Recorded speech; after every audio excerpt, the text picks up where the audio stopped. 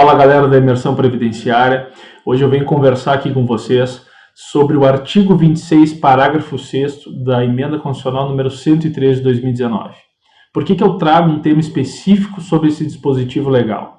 Pois esse dispositivo traz a possibilidade do descarte de salários de contribuição para aumentar a média do segurado. Ou seja, isso tem causado muito transtorno, muitas dúvidas com relação à aplicação correta deste artigo, o qual possibilita de fato um aumento bem significativo na renda mensal inicial do aposentado. Ou seja, você prefere ganhar 90% de R$ 2.500 ou 60% de R$ 6.000? Bom, isso é matemática, isso acontece seguidamente para quem faz planejamentos previdenciários. Muitas vezes pensar em ganhar um coeficiente de 60%, por mais que pareça não ser tão vantajoso, em alguns casos acaba sendo. Em alguns casos, o segurado descarta tantas contribuições, ao ponto de não ferir o mínimo de contribuições que ele precisa para aquele requisito de aposentadoria, que ele acaba elevando muito a média dele. Porém, nós temos que verificar isso na prática. Vale ou não a pena efetuar esse descarte? E quais regras de transição é possível aplicar esse descarte de contribuições? Alguns dizem que é somente na aposentadoria por idade. Mas hoje eu vou mostrar para vocês que é possível efetuar esse descarte em outras espécies de aposentadoria, principalmente nas regras de transição que estão previstas então nesta emenda constitucional. Primeiro passo, nós temos que acabar com aquele mito de que o direito adquirido é melhor do que a aplicação das regras de transição, porque de fato na prática não é. Eu já me deparei em diversas situações em que o segurado já possuía direito adquirido, porém, ao fazer o cálculo das regras de transição, a qual ele também já havia preenchido os requisitos ou estava próximo de preencher, eu verifiquei um aumento significativo na aposentadoria. Não só na renda mensal inicial, mas também no retorno financeiro com base na sua expectativa de sobrevida. Eu sempre digo aqui para os meus clientes, até a metade do caminho é o direito, depois é matemática.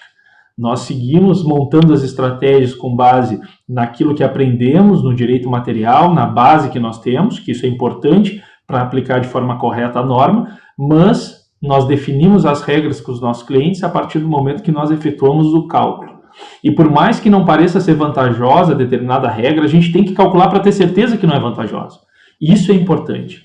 Agora, para você compreender rapidamente como isso funciona, nós temos que saber como se aplicavam as regras antes da emenda constitucional, antes do dia 13 de novembro de 2019. Ou seja, aquele que possuía direito adquirido, lembrando que ele pode optar pelas novas regras também, mas aquele que já havia preenchido os requisitos para a concessão do benefício de aposentadoria antes do dia 13 de novembro de 2019, ele tinha um cálculo que se dava da seguinte forma: o INSS calculava a média dos 80% maiores salários de contribuição do período básico de cálculo. E o período básico de cálculo, nessa situação, compreende a competência de julho de 1994 até a data de entrada do requerimento. Ou seja, todas as contribuições deste período, elas correspondem ao período básico de cálculo. E tu vai me perguntar, peraí, mas eu comecei a contribuir em 1980? Sim, todas as contribuições de 80 a julho de 94, elas são levadas em consideração somente para o tempo de contribuição, ou seja, somente para o requisito tempo e carência.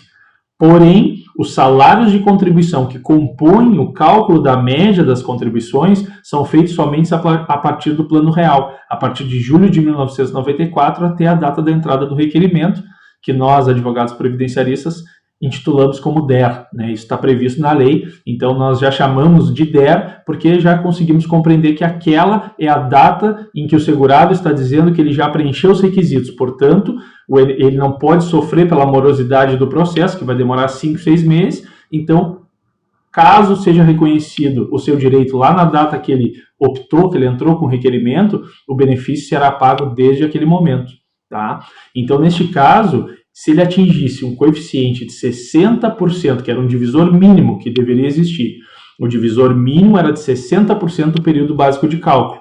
Ou seja, se de julho de 1994 até julho de 2019 existiam 300 meses, para cair neste cálculo da média aritmética, o segurado deveria atingir no mínimo 60% do período. Ou seja, ele deveria ter contribuído de julho de 94 para cá, no mínimo 180 meses. Aí ele caía no cálculo da média aritmética. Naquele momento eram desconsideradas as 20% menores salários de contribuição. Claro, Se ele tem um número mínimo exato de contribuições de 60% do período, ele não vai conseguir desconsiderar nenhuma contribuição. Agora, caso ele tenha mais contribuições que correspondam a 20% das menores, ele pode desconsiderar, tá? Então, neste caso, as contribuições eram desconsideradas.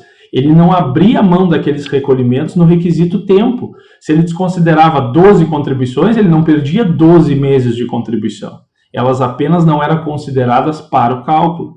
Porém, a partir da emenda constitucional, a partir de 13 de novembro de 2019, o descarte, de fato, elimina as contribuições, descarta aqueles recolhimentos que eu não vou utilizar. Se eu estou descartando 12 recolhimentos que eu considero como 12 recolhimentos de salário de contribuição baixos, eu estou perdendo 12 meses de contribuição. E se eu estou perdendo 12 meses de contribuição, eu estou perdendo 2% do meu cálculo. Por que isso, Thiago? Porque a partir de julho de 1994, a partir que foi instituído o Plano Real, se aplica essa média aritmética dos 80% maior salário de contribuição até a data da emenda. A partir daí é feito o cálculo das 100%, dos 100% do salário de contribuição daquele período. Já não tem o descarte dos 20% menores, que era um descarte automático pelo sistema. Quando o sujeito ia simular, o próprio sistema já eliminava os 20% menores salário de contribuição. Agora não. Agora o segurado descarta se for necessário. Ou seja, se ele está se enquadrando numa regra de transição de tempo de contribuição com idade progressiva, por exemplo, que ele precisa ter no mínimo 35 anos de contribuição, e atingindo a idade, por exemplo, 57 anos e meio para as mulheres, e aí vamos trazer para o fato das mulheres que elas precisariam ter no mínimo 30 anos de contribuição, mas se essa mulher ela tem 33 anos de contribuição e 57 anos e meio de idade, se para elevar a média dela for necessário descartar 36 meses de contribuição, ela não afeta o requisito tempo, pois ela tem 33 anos de contribuição, descartando 36 meses, ela vai ficar com 30. Se diminuindo aqueles 36 meses elevar a média dela, não tem problema, ela pode aplicar esse descarte. Agora, se ela tem 30 anos de contribuição e quer eliminar esses 36 meses menores, ela já vai perder a condição do requisito tempo, ou seja, ela vai ter que contribuir mais 36 vezes com os salários altos que ela pretende. Então, na verdade, o sujeito pode eliminar ao ponto que não venha atingir a carência nem o tempo de contribuição. Então, neste caso, é importante sempre calcular na prática para ver se vale a pena ou não fazer esse descarte. Por isso que é mais comum as pessoas aplicarem o descarte na regra definitiva da aposentadoria por idade. Ou seja, na transição por idade ou na regra definitiva, o pessoal prefere aplicar porque a carência mínima é de 15 anos. Para aqueles que ingressaram no regime geral, antes de 13 de novembro de 2019, é 15 anos de carência tanto para os homens quanto para as mulheres. Para aqueles que ingressaram após o dia 13 de novembro de 2019, já passou a ser 20 anos de carência para os homens e permaneceu os 15 anos de carência para as mulheres. Então vamos supor que um homem tenha 30 anos de contribuição e 65 anos de idade. Se ele quiser descartar 15 anos de contribuição, ele pode. Ele pode fazer a média somente dos 15 anos maiores, desde que ele tenha hoje, em 2022, no mínimo 108 contribuições dentro do período básico de cálculo. Tá, mas para aí, Thiago, então ele não pode descartar tudo que ele quer. Sim, agora nós vamos voltar no tempo novamente para entender por que ele precisa ter 108 contribuições. Como eu disse, até 13 de novembro de 2019, o divisor mínimo era de 60%, ou seja, o sujeito precisava atingir no mínimo 60% do período básico de cálculo, de 94, julho de 94, até a data da entrada do requerimento.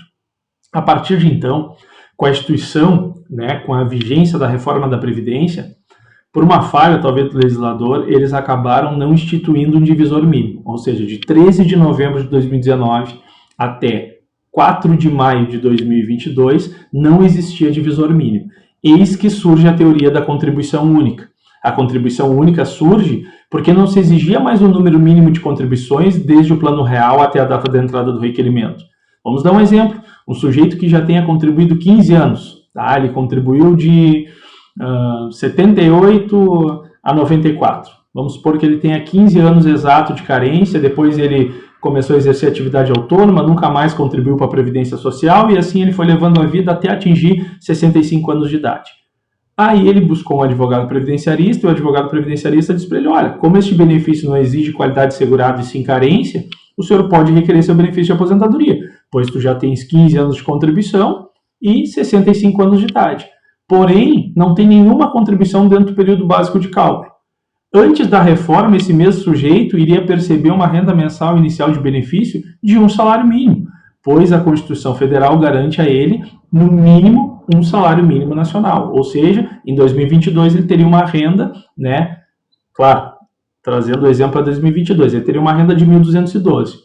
Mas nesse período que passou a não existir mais o divisor mínimo, bastava ele efetuar um recolhimento e a sua média ia ser calculada sobre aquele único recolhimento.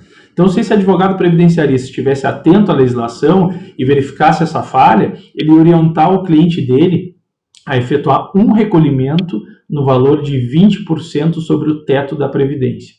Mais ou menos 1.417,40, que seria mais ou menos 20% de 7.087. Ou seja, logo a média dele seria feita sobre 7.087. Como ele possui 15 anos de contribuição, ele vai receber 60% da média. Ao invés de ganhar 1.212, ele ficaria com 60% de 7.087, que dá 4.200 e alguma coisa. Ou seja, veja o aumento significativo que esse segurado ia ter na renda mensal inicial do benefício, que calculando pela expectativa de sobrevida dele, isso daria um retorno financeiro enorme. Isso é uma estratégia que foi adotada naquele período ali de 3 de novembro de 2019 a 4 de maio de 2022, por não existir um divisor mínimo.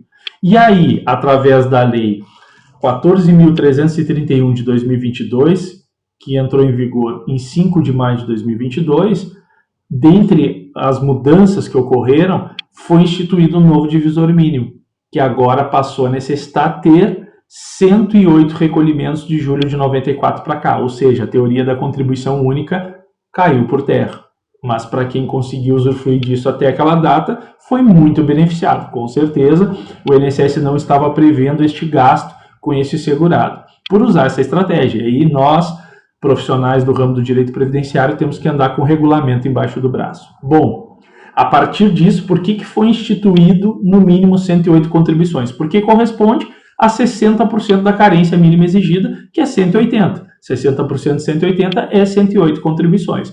A partir de agora, então, esse mesmo sujeito que tinha lá 15 anos de contribuição antes de 94, porém veio requerer o benefício de aposentadoria após a vigência desta lei 14.331, ele já não conseguiu ser beneficiado pela contribuição única, porque se ele tem apenas um recolhimento, este um recolhimento será dividido por 108 meses, logo ele estará no salário mínimo, com certeza. Então o INSS se blindou nesse sentido em não possibilitar que esse sujeito use essa estratégia, né, de contribuir uma ou duas contribuições e elevar ao máximo a sua média para que ele possa ter uma renda mensal inicial de benefício muito superior àquilo que ele estaria, né, almejando antes mesmo da vigência da emenda constitucional. Então, a partir de agora, o sujeito tem uma média aritmética de 100% dos seus salários de contribuição de julho de 94 até a data da entrada do requerimento, e independente de quanto tempo ele tem antes de 94,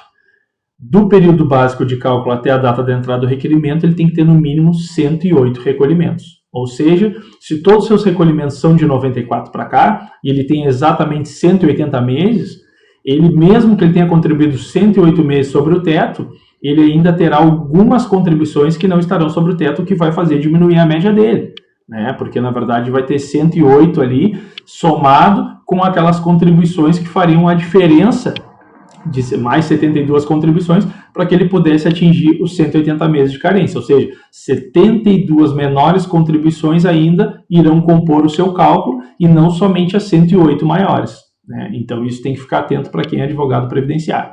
E lembrando que o descarte das contribuições descarta de vez as contribuições do sujeito, ou seja, ele tem uma redução do seu tempo de contribuição. Por exemplo, em uma regra de transição, onde o cálculo seja feito 60% mais 2, o sujeito que tiver 35 anos de contribuição, até 20 anos de contribuição, o homem, ele garante 60% da sua média. Ou seja, se a média dele é R$4.000, com 20 anos de contribuição, ele vai ganhar 60% de R$4.000. Agora, se ele tem 35 anos de contribuição, a cada grupo de 12 meses, a cada ano que excedeu aqueles 20 anos, ele ganha 2% no cálculo. Ou seja, 20 anos corresponde a 60% da sua média. Os outros 15 que ultrapassou, eu multiplico por 2%, dá mais 30%. 60 mais 30 dá 90% da média. Ou seja, aí nós teremos que calcular para ver se vale a pena. Será que vale a pena eu ganhar 90% do meu salário de benefício? Ou vale a pena eu descartar todas aquelas contribuições e ganhar 60% da minha média, ou 70%, ou 80%, ou 72%, independente do valor. E isso é muito importante ser calculado, porque ficar no achismo pode levar o seu cliente ao prejuízo e você, segurado, pode incorrer no erro de pensar que aquele percentual maior vai lhe trazer uma maior renda mensal inicial de benefício, e isso não é verdade. Então nós temos que ficar atento que antes de 3 de novembro de 2019 era feita a média dos 80% maiores salários, desconsiderando, não descartando, desconsiderando os 20% menores. No período de 13 de novembro de 2019 até 4 de maio de 2022, não havia divisor mínimo, era feita a média de 100% do salário de contribuição. Se o sujeito tinha 10 salários, era feita a média sobre os 10, se ele tinha 1 salário, era feita a média sobre 1, se ele tinha 15 anos, era feita a média sobre os 15, e ele poderia descartar as contribuições que não viessem a lhe favorecer na hora do cálculo. Tá? E a partir de 5 de maio, então, de 2022, ele tem um divisor mínimo de 108 recolhimentos. Então, no descarte, ele tem que respeitar este divisor mínimo de 108 contribuições para ele não ficar no prejuízo. Tá? Então, na regra de transição da aposentadoria por tempo de contribuição com idade progressiva, é possível aplicar o descarte das contribuições. Na transição por idade, é possível aplicar o descarte das contribuições. Bom, no pedágio de 100%, muitas vezes não se aplica, porque o sujeito, dependendo de quanto tempo ele não somou, que ficou faltando até a data da entrada do requerimento, ali quando mudou a legislação, muitas vezes ele precisa cumprir um pedágio do dobro do tempo, o que impossibilita que ele descarte as contribuições. Por isso ele recebe 100% da sua média aritmética sem aplicação de fator previdenciário ou qualquer coeficiente redutor, né? Numa regra de transição por pontos, muitas vezes o sujeito também, por precisar ter uma idade um pouquinho mais avançada e ter um pouco mais de contribuição, no mínimo 35, mas dependendo da idade ele precisa somar determinado número de pontos, muitas vezes ele também não consegue descartar porque ele perde nos pontos, mas é plenamente possível aplicar o descarte das contribuições. Espero ter sido claro. Se você ficou com alguma dúvida, pode deixar aqui na descrição do vídeo a sua dúvida, que eu irei responder ou tentar ao menos te ajudar a esclarecer algum ponto que não ficou muito lúcido aqui. E não se esquece, né? Se inscreve no canal, ativa o sininho, que nós estaremos sempre compartilhando novos vídeos aqui e tentando trocar conhecimento aí, que é o mais importante que a gente pode fazer, tá bem? Muito obrigado a todos.